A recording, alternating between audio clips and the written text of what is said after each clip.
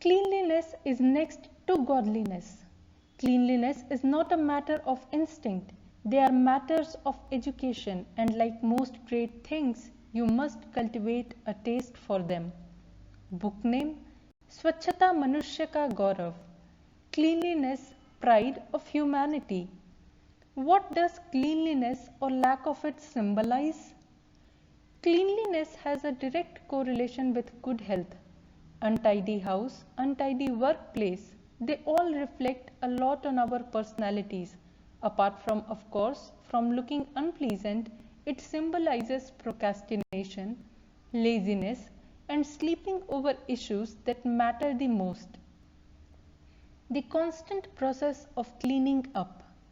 Similar to the white blood cells of our body, which are always prepared to fight against any foreign invaders, our mind should also be active enough to identify the unwarranted foreign invaders in our lives, household, and develop a habit of regular cleanliness, both mental and physical.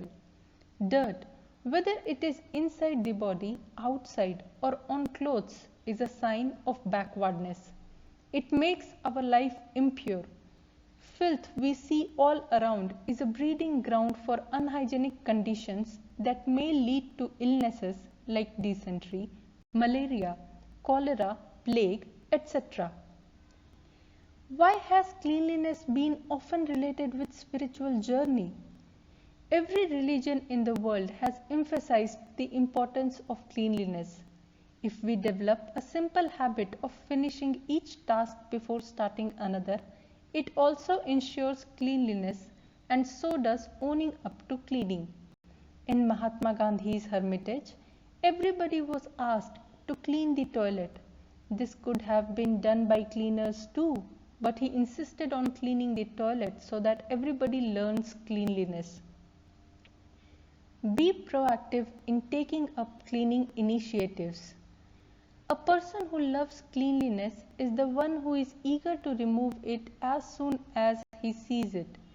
He does not wait for someone else to clean, and by his example, others too get inspired. Everybody wants to go to clean places, and therefore, if we are going to see a glimpse of God, maintain health and well-being, earn prosperity and respect, we have to learn to be clean inside, and the same is reflected outside. Cleanliness is a necessity and not something which should be put off for later. Few excerpts from the book. Some people hate dirt but don't take steps to clean it. This is a bizarre way of hatred. If a thief enters your house and you don't act and let him stay, then how will he go from your home? If a cat does poo in your home, or you found a dead mouse, and if you don't take steps to remove, how will dirt go away?